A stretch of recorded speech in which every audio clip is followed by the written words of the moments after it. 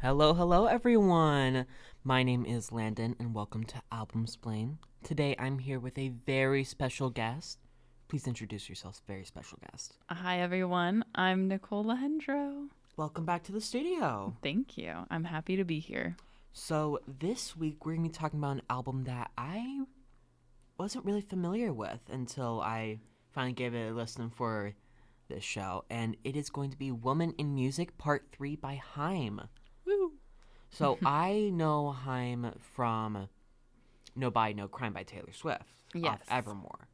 That's really the only place I know him from. And then, like, one other track that my friend Pippa, shout out Pippa, introduced me to.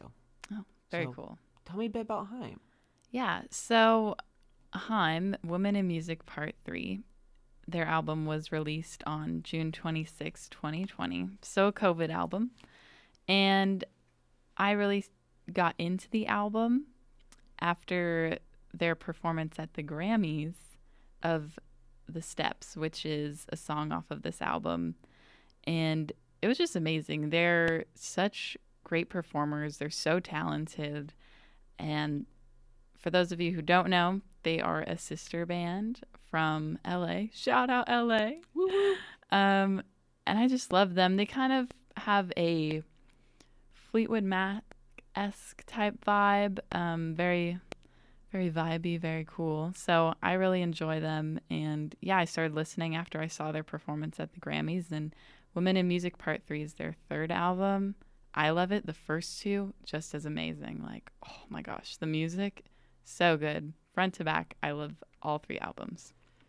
When I listened to this album the first time, it felt so cohesive, but at the same time, each song had its own style. Definitely. Which I enjoy a lot, because I love it when albums are cohesive, but each song has a different sound. It makes each song memorable. Like, because if you don't really do that, you get albums like Tortured Poets, I'm Sorry Swifties. Don't get me wrong, I'm a huge Taylor Swift fan. Yeah. I just don't like TTPD that much. All the songs sound pretty similar to me. And I feel like a lot of people would agree with you on that point. So, yeah, I feel like HAIM has their own personal sound, and you can hear that throughout each album. It's very more mellow, but then you've got that strong, like, drums and guitar and bass, which I love. So each album and each song does stand apart, but they are very cohesive, which is a really great listen. Mm-hmm. Yeah. And so you gave this album a 10 out of 10. Would you like to provide some reasoning? Yes. Well, I just love this album. I feel like a lot of my ratings come from nostalgia, mainly. It's just like a time in your life when you're listening to the album and it just takes you back to when you were listening to that. Like, oh, I was on summer vacation, COVID times, whatever. But yeah, 10 out of 10. I think the production's amazing too. It just sounds like a great album. It's not pop, it's more rock. It's the lyrics, bunch of genres in there. It's so diverse in the lyrics. Like, I feel like I could relate to a lot, definitely, as a woman, and not really, like, especially for female music artists, sometimes it doesn't feel like they have a place in rock music. So I feel like this album really solidifies that, and those feelings that they may have felt like some people would underestimate them or judge them. In one of the songs, it was Man from the Magazine. Each sister kind of plays out a scenario in which they were like, people didn't believe that they were actually like rock and roll and everything. And one of the lyrics was like, she's going to play a guitar. She's going to go buy a guitar at a music shop, and the owner, some guy there, is like, oh, play a few bars. Like, can you actually play type of question? Ooh. So it's just like, yeah, of course. Women can play rock music too. So, yeah, definitely. Yeah, so some of our favorite songs from this album is Summer Girl, which you just heard before we went live, and then also Up From a Dream. That's a great one. So you said that Summer Girl was like one of your favorite songs off the album. Can you tell me a bit about the song? Yeah.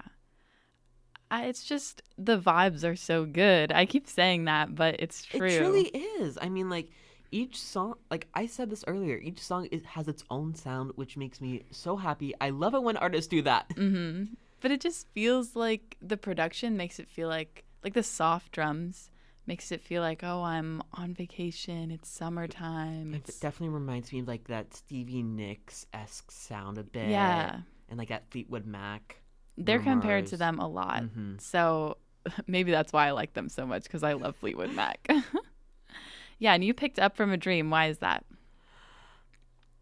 When I was first listening to the album, it was one of the first tracks I listened to because it's like earlier on on the album. It's such a fun song. Yeah. Like, I love the sound of it. And for me, I definitely look more at like the sound rather than the lyrics. Mm-hmm. Because like, story time. When Yeah. I was first like listening to Folklore by Taylor Swift, I loved how it sounded. Yeah. And then dear old Bella, who is unfortunately not here today, Sad. told me about what a couple of the songs being like, oh. Yeah. The lyrics are a bit.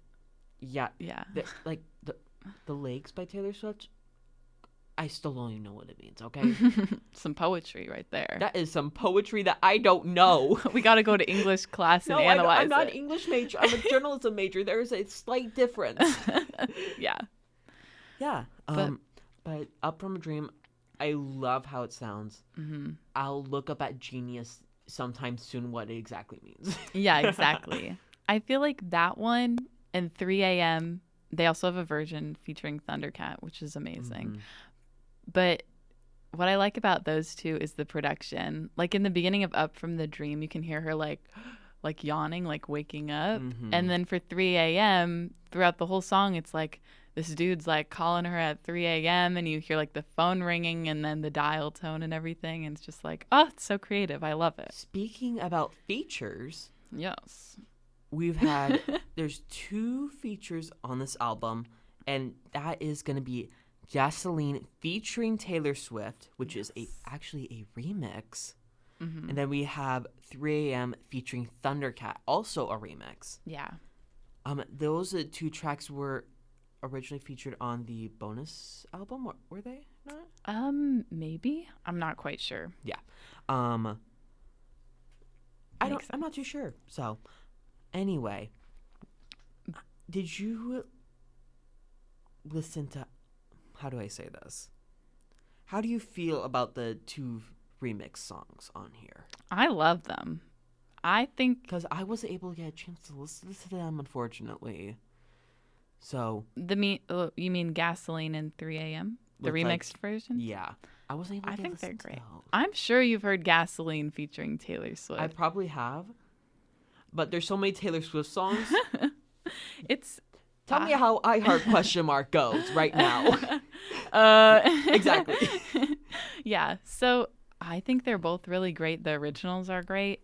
I like Taylor's voice meshed with the sisters. They all sound really great. And then 3 a.m., like, it's fun to have a guy kind of featured a little bit, like the perspective of the guy calling on the phone at 3 a.m. Like, I really liked that. So I think they're both great, and I think the originals are great as well. Yeah. And you can go. oh, okay.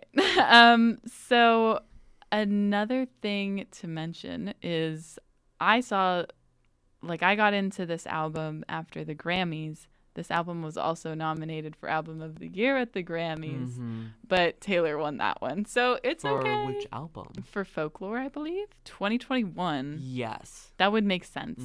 So it's okay. Like, at least Taylor got it. But that year was so good at the Grammys because it was HAIM performed, Taylor performed, and Harry Styles performed.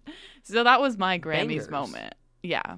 But yeah, they were nominated, and so don't just take it from me. Like, this album is good, nominated for Album of the Year, and it's critically acclaimed as well. Pitchfork rated it as one of its best new music. and it's 8.6 out of 10, which Oh, is high for wow. Pitchfork because they're I don't pretty think I've ever stingy. seen them get like higher than a 9 on anything. I know. I don't know if I've seen a perfect 10 out of 10. Maybe something by Fiona Apple. Yeah. But I'm not I sure. think the highest I've ever seen is Brat by Charlie XCX. Oh, really? That one got a high score? It's in like the top 50. Oh, go Charlie XCX. Yeah. So HAIM was featured on Evermore with their on the song No Body No Crime. Mm-hmm. Something that I find like a bit funny is that Taylor Swift wins the 2021 Grammys for Album of the Year with Folklore. Mm-hmm. Next year she's nominated with Evermore at the Mm-hmm. 2022 Grammys. Yes. And now HAIM is featured on the album. Mm-hmm. But now they lose because HAIM It's with rough. They HAIM can't now win. on the album. They can't win. Like, Still, honestly, amazing album. I wish I listened to this album earlier. It is Yay. fantastic. The hard thing that I have though is that I have trouble like going back to albums that I listened to and like listen to them again. That's like the one thing I have trouble with. I do if I'm being too. honest. Because you listen through it once and you're like, this is amazing. And then you like forget which songs you like the best, but you don't want to listen for like a whole hour or 40 minutes. So I definitely get that. So kind of going back to the Grammys. John Batiste won in 2020 the 2022 Grammys. Okay. And I love his music. Mm-hmm. He performed at Coachella. Love. I have a hard time listening back to his music a lot. Oh, same thing. Because he is definitely more like a bit like classical trained. Yeah, definitely. But his music is fantastic. I strongly suggest anyone who's listening, go listen to it, please. Yes. Yeah, there was so much talent at those Grammys, and the Taylor Swift and the HAIM like collaboration goes way back. Really? Yes, I believe they opened for her on the 1989 tour. Yeah. They've been around since then. They've been around for a long time. I don't have the date exactly, but yes, HAIM has been around for a while. The LA girls, I love them from the Valley. And yeah, they opened for Taylor for the 1989 tour. And then, of course, they opened for her again on the Eras tour. And I got to see them. So that was great. How does it feel to see HAIM live on the Eras tour and then having HAIM come out to perform No Body, No Crime? Yeah, that was peak moment. Instead of 'Tis the Damn Season. It was a peak moment for me. And also, like, Gracie Abrams opened up for Taylor. So that was just my dream concert. Honestly, right there. There's a lot of people who have opened up for Taylor Swift who are so much bigger now than I they would have know. been. We've had people like Phoebe Bridgers, Biba Doobie, again, Gracie Abrams. Honestly, a lot of people. I think it's like the new thank you Beyonce. Like, thank you Taylor Swift. Thank you Taylor Swift for putting us on the map. I mean, no, people, they're already like famous and they already do have a lot of success, but you know, opening for Taylor can't hurt. So I definitely agree with that. And on this album, we also have music videos. Not too many, but we have it for, I think the first one that came out was for The Steps. And then I Know Alone. This is cool. For I Know Alone, they do like a little choreographed dance in the music video. And they do it every chorus. And each chorus, they speed up the dance little by little. So by the end, it's like super fast. Oh, fun. And what was so cool about that was I saw them at the Hollywood Bowl in 2021 for this album tour. And they did the dance while on stage. So it was a lot of fun. That sounds like so much fun. Yeah. Oh, jealous.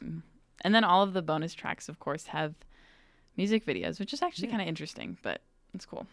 So the bonus tracks on this album are Now I'm In It, Hallelujah, and the song we were talking about earlier, Summer Girl. Yes. So what are your thoughts on the bonus tracks? Do you think they deserve to be on the original album or they deserve to be on the deluxe version? Like, they're still good songs, but not like good enough to be on the original album. Yeah. Well, I love Summer Girl, but I feel like it does stray a little bit away from the other songs on the album, maybe a little bit. So I think that's a great bonus track. I think Now I'm In It, also great. It kind of sounds like their second album a little bit more. Something to Tell You. Oh yeah, I need to listen to that album. That one's great. I need to listen to all their albums at this point. But then Hallelujah, I feel like that one could have gone on the album. I feel like it could have been the last song on the album. It's a good wrap up. It's a nice slow song. They harmonize and sounds beautiful. So I recommend. I wish that one was on the main album, but everything else, perfect. Love it. So on their Spotify, it shows their 10 most popular songs at the given moment. And 5 of them are from this album, actually. Yes. We have Gasoline featuring Taylor Swift, Now I'm In It, Summer Girl, Hallelujah, and Don't Wanna. Isn't that funny? A lot of the bonus tracks are which the like most makes me popular think ones. like, should HAIM have gone in that like sort of like sound direction instead? Maybe. I don't know. Because those songs are bangers as well. They are. Like, this it's whole so album is good. bangers. Yeah, and they are due for another album though. Yeah, I've been this waiting. album was released in 2021. 5 and years. We are currently waiting for a new album. The most recent songs that we have gotten were songs from the Barbie movie. We have Home, and then we have the 10-year anniversary of their first studio album, Days Are Gone. And their first album, banger.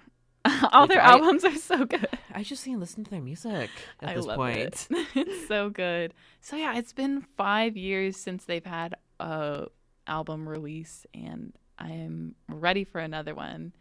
And they don't post on Instagram that much either, so they it's like... They only have 3 posts on their Instagram, which are just highlights, which is just the album covers of their 3 albums they have so far. Yeah, so I'm here waiting.